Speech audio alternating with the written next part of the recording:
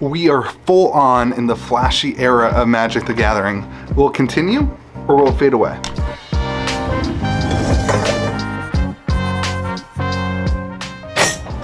Well, what's up everyone? Welcome back to Kitchen Table TCG. My name is Louie. I hope you're having yourself a fantastic day here today at Cavadine's Market. I want to have a conversation about the flashy foil era in Magic the Gathering. You know, gone are the days of just one booster box where everybody cracks open their packs, gets the cards they need to play, and hits a rare foil. Imagine hitting a rare foil in a booster box, or imagine opening up a case and you hit a mythic foil. Oh my gosh, gone are the days of the excitement of that. And then now we have I dropped everything. We have all these different products of which we have to open our packs from, and there's foils galore, and everything is flashy, everything is special, everything, well, not really, everything is fancy, everything looks really cool. And honestly, I think Wizards is knocking it out of the park on their cards. I love these new foil etched cards that have like the different, they look really good, they're beautiful. The question is this really good for the game, and will it continue? Another way to put it is, how long will it last, and should it keep going? Now, in 2019, Wizards produced Throne of Eldraine, which is an amazing booster box. Lots of people absolutely love it, but they also released the Throne of Eldraine collector boxes, and this was the first time that they tried this whole collector box thing. Then they did Zendikar Rising, where they had the set booster box as well as the collector booster box. If I'm remembering right, that's the first time they had the set booster box. So it's been about 3 years since they started this whole flashy era, and around the same figment of imagination and time is when they started the secret layers, which really increased the flashy era, as they are reprinting cards and basically selling singles direct to consumer. Now, I want to have a quick conversation about this 3-year window and why I think this is important. It has come out recently in the AltaFox article that the average life cycle of a Magic the Gathering player or collector or person who's invested in the product tends to be about 3 years. And we've talked about that a little bit on the channel. And what that means is that there are people who are currently in Magic the Gathering, and this is obvious, but who have never seen anything different. Many of you viewing right now don't remember how hard it was to pull a foil rare. You got like one foil rare per box. Many of you don't remember that you got like one foil mythic per case, and there was chases, and it was really hard. I remember trying to open a foil Urza Lord High Artificer, and it was really difficult to pull those things. But now it's not. And so there used to be this like foil multiplier, there used to be all these things, but now it's just kind of all out there, and there's a lot to take away from that. So I want to talk about this in 3 different perspectives. I want to talk about it as a store owner, I want to talk about it as a player, and I also want to talk about it as a collector, because I think these 3 different perspectives is one of the reasons you see a lot of different opinions in the market. And then I want to evaluate, what do I think Wizards should do moving forward, even though that doesn't, spoiler alert, that doesn't matter at all. So first, let's talk about this as a store owner. I, as a store owner, hate the flashy era of Magic the Gathering. I hate having to stock so many different boxes and so many different products and keep a shelf. I mean, look at this. Look how ridiculous these shelves have to be. Keeping a shelf full of all these different products because one person likes a collector box and the other person likes a set box, and everybody has to get what they want.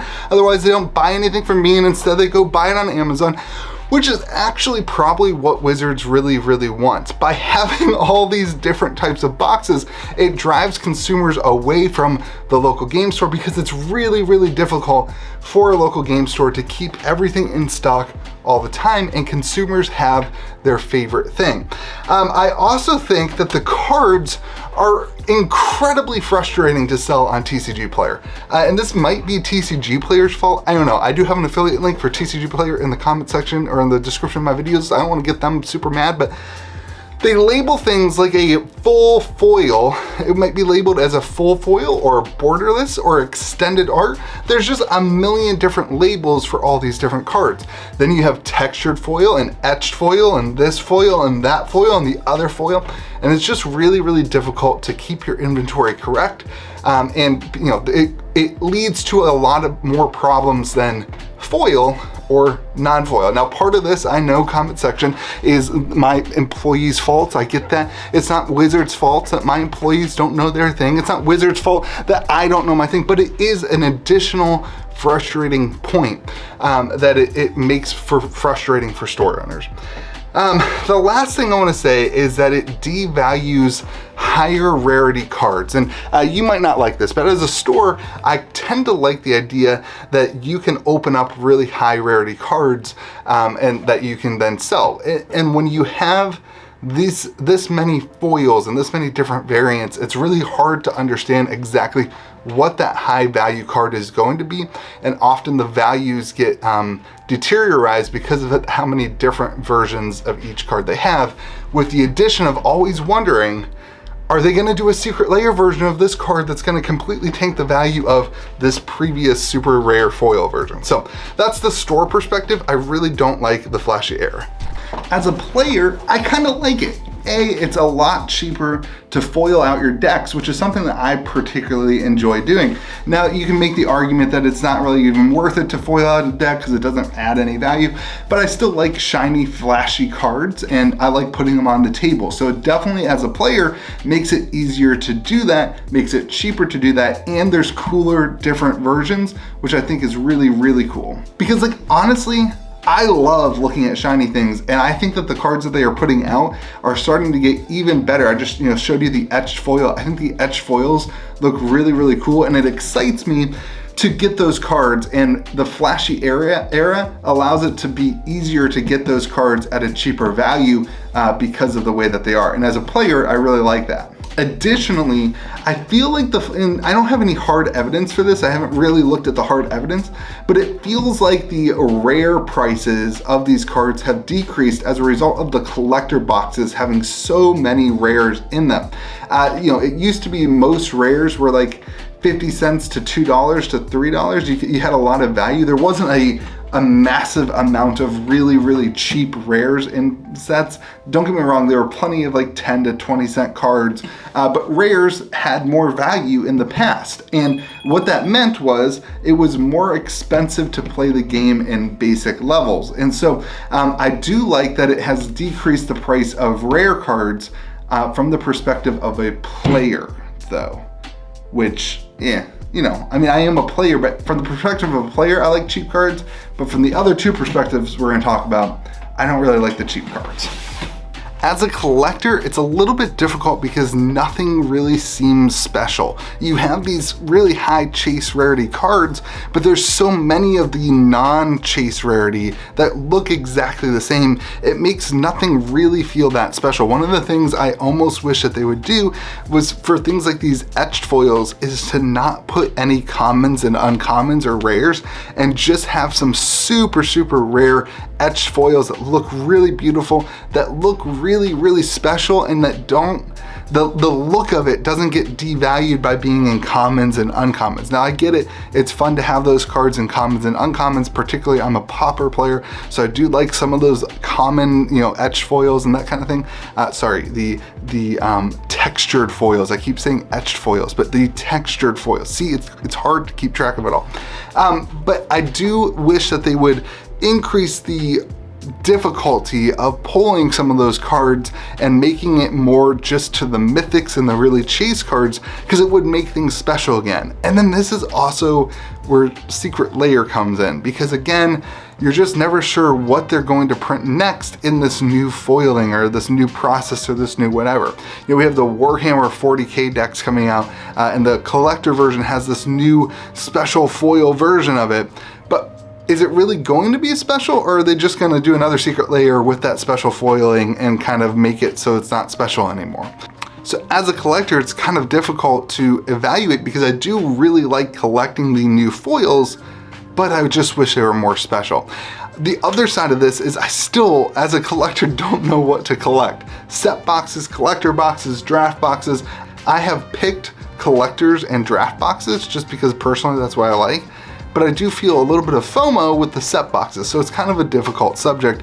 And as a collector, I do wish that it could just be focused in on one product at the end of the day. But the truth of the matter is that none of this really matters and none of our opinions really matter. What Wizards of the Coast is competing with, as much as they are competing for our dollars, they are also competing with Pokemon and all these other TCGs that are releasing really, really shiny, flashy versions of cards, and they see the way that that is affecting the market, and so then they had to start competing in that way. So will this continue? Should this continue?